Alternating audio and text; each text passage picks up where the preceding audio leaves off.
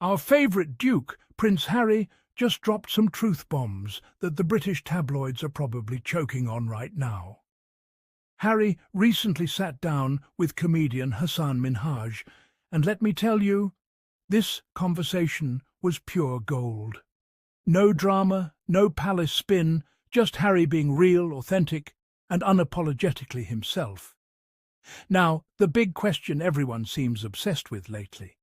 Is Prince Harry planning to become a US citizen? And the answer, straight from the Duke himself, is no. Not right now, anyway.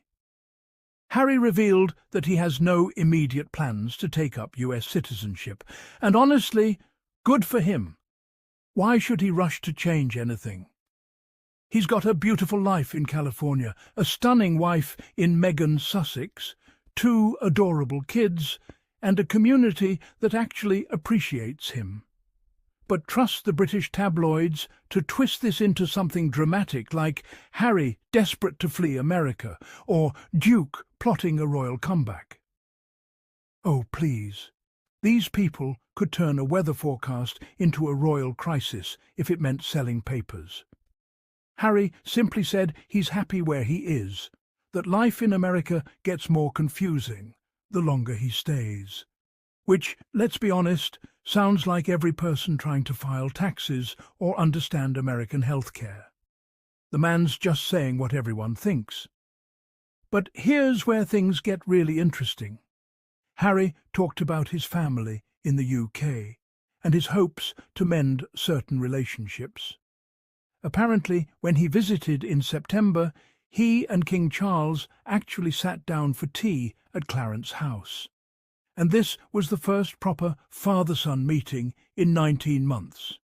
That's nearly 2 years of tension, headlines and nonsense that could have been avoided if the palace just picked up the phone. Now, sources claim Harry hopes his dad will one day help reintroduce him to the British public, basically to encourage people to accept him again. But hold up. Accept him again?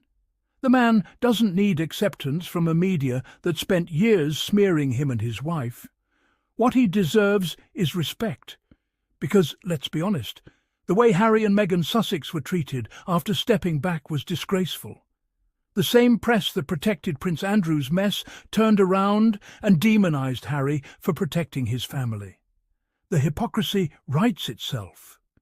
Still, Harry's words show he's not bitter. He's hopeful. And that's what I love about him.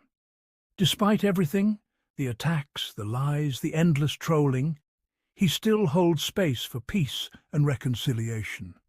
That's growth. That's strength. That's Harry. Now, of course, the royal reporters have already started doing their little dance, pretending to be concerned about Harry's mental state or calling his comments a sign of confusion. You know the usual suspects, the Piers Morgans of the world who wouldn't recognize happiness if it hit them with a California sunbeam. These folks act like Harry owes them something, when in reality he owes them absolutely nothing. And speaking of things that truly matter, Harry also touched on something powerful during the conversation: protecting his children. He and Meghan Sussex have made a deliberate choice not to share public photos of Prince Archie and Princess Lilibet's faces. And honestly, that's one of the smartest parenting moves in this generation.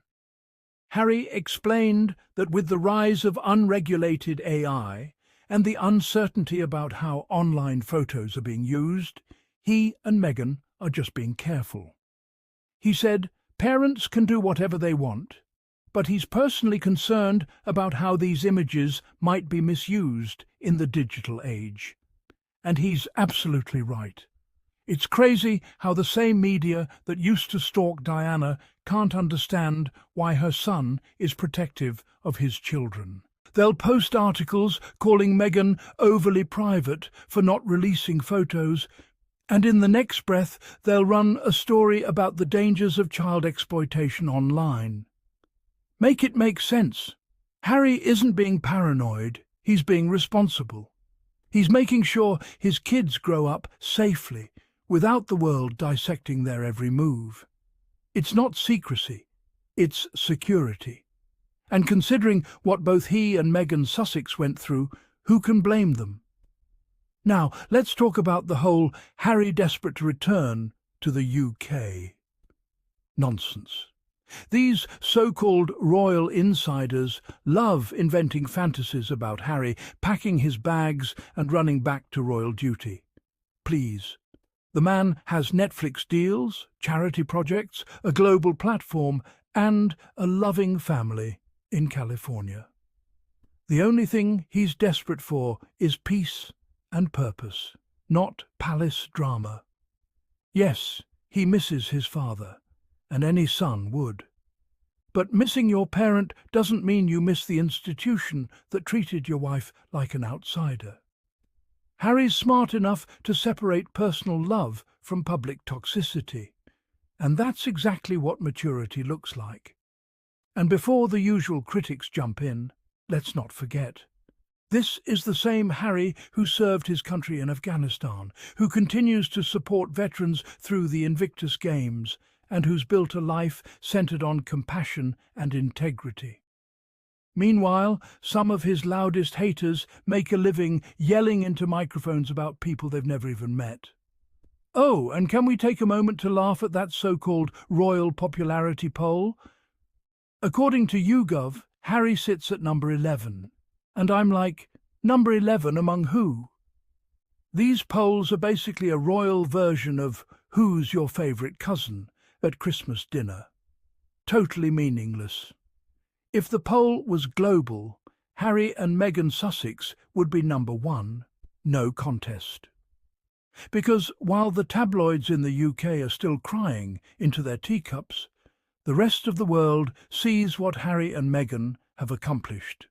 Independence, philanthropy, family and happiness on their own terms.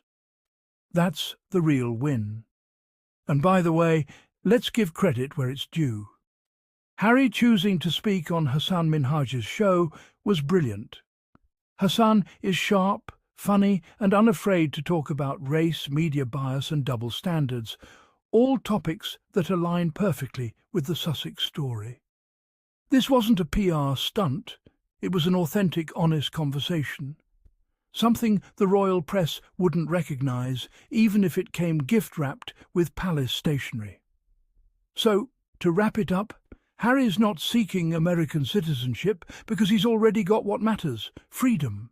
He's not rushing back to the monarchy because he's found peace elsewhere. He's not hiding his kids, he's protecting them. Every decision he and Meghan Sussex make is guided by love, not optics. And that's what makes them so refreshing in a world obsessed with appearances. And to anyone still doubting him, here's a thought. Maybe the problem isn't Harry leaving the royal family. Maybe the problem is that he had to. And that Sussex's squad is why we continue to stand with Harry and Meghan Sussex. Because their story isn't about scandal, it's about strength, healing and choosing happiness over tradition. If you enjoyed this deep dive, hit that like button, subscribe to Sussex's Squad, and don't forget to tap that notification bell so you never miss an episode. And of course, show some love through super thanks to keep this community thriving. Because here, we don't just tell royal stories, we tell the truth.